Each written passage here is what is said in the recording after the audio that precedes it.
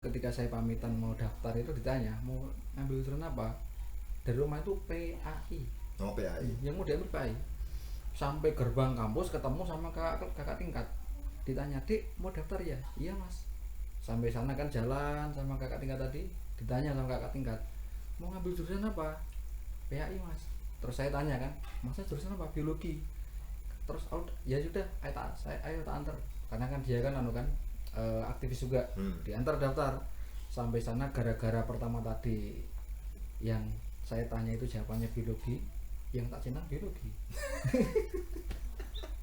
Terus yang uniknya itu kan, Serius itu? serius. Orang tua terus kaget dong? Ya bukan, kalau orang tua ya mana-mana pilihanmu Terserah. oke aja Oh orang tua. gitu.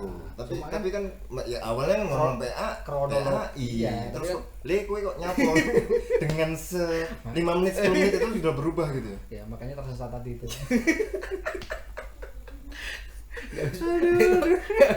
Gak mesti ya.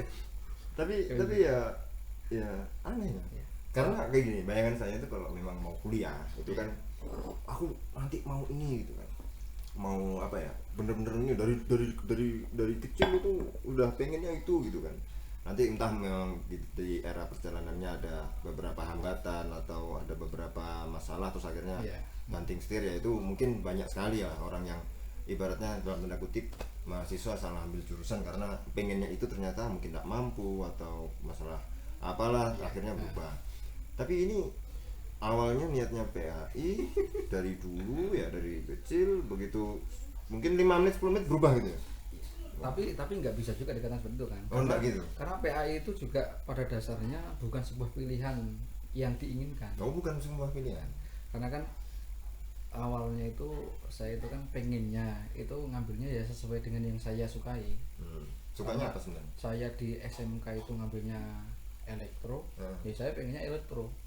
Tapi karena pada waktu itu kan ketika saya lulus SMK itu bareng sama adik ya.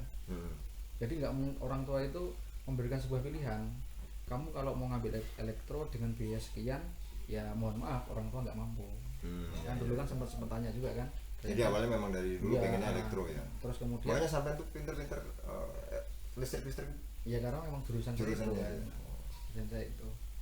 Nah ketika kemudian adik saya lulus masuk ke SMA, terus kemudian saya lulus SMK, nggak ada pilihan.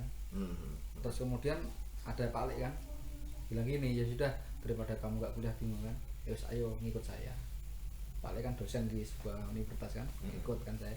Nah di situ pilihan saya itu tak pikir yang paling gampang dipahami ya PAI itu. Kenapa saya katakan enggak? Awalnya PAI itu awalnya kan. Awal. Kan pikiran saya kan gini kan, guru SMA itu yang dipelajari apa sih? Paling ya sholat, haji, puasa, zakat, itu kan gampang kan. Iya. Bagi pikiran saya seperti itu. Oh iya. Ternyata, ya, karena tarafnya masih sekolah siswa. Ternyata setelah saya punya teman kan, setelah kuliah ada teman PAI, baru saya terbuka di situ.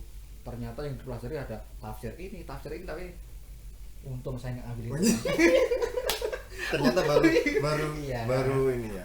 Untung saya nggak ambil. Kalau saya ambil itu. Jadi tapi gini Kang, saya punya pikiran gitu. Sebenarnya enggak ada orang yang gini.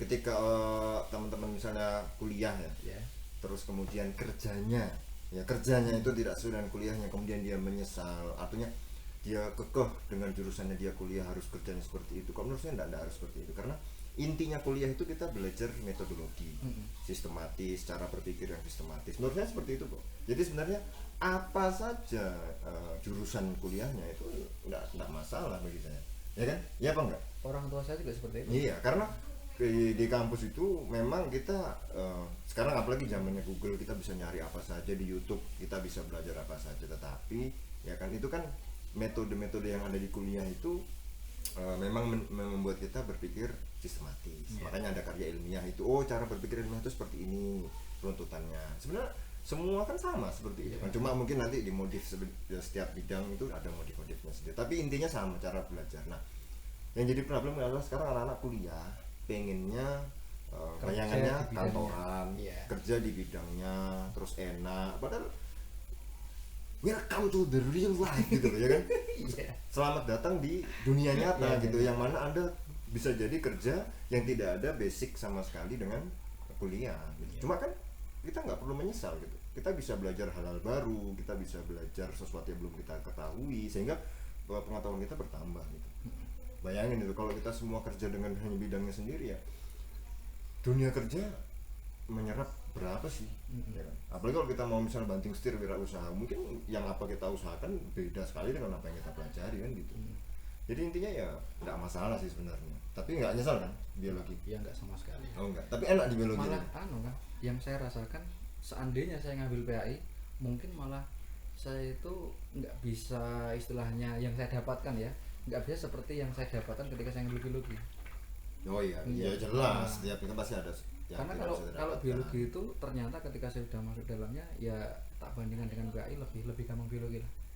Hafalan juga nggak sih biologi itu? Ya biologi semuanya hafalan, semuanya biologi kan ilmu menghafal kan, semuanya hafalan semua kan. Namanya aneh-aneh lagi Yunani itu kan, Oriza Sativa itu. Sebenarnya kayak gitu ada anunya kan, istilahnya ada semacam kayak trik-triknya, terus kemudian nama-namanya itu nggak jauh beda dengan apa yang apa ya berfungsi pada pada benda tersebut. Misalkan contohnya enzim itu kan namanya itu kan dia nggak jauh beda dengan fungsinya enzim. Apa memang? Misalkan enzim pada pencernaan, HCl? Bukan? bukan HCl, yang paling kelihatan itu enzim ini apa itu, apa kok lupa kan saya. Oh ya wes. Nah, Ya pokoknya itulah. ya Nah. itu namanya nggak jauh beda. Terus kemudian biasanya pada tahapan tertentu itu namanya akhirannya sama semua. Misalkan ada EAE itu pasti sama semua. Terus kemudian misalnya tak contohkan ini apa itu ikan itu kan dibagi menjadi dua, itu namanya juga tidak jauh dari apa yang ada pada dia. Misalkan ada namanya ikan itu kelompoknya Osteichthyes. Kenapa namanya Osteichthyes? Karena dia di situ tersusun atas osteon, osteosit, selnya. Oh, Selnya jadi itu namanya itu. sesuai, Makanya namanya, sesuai namanya. iya Osteichthyes. Terus yang kedua namanya Chondrochthyes.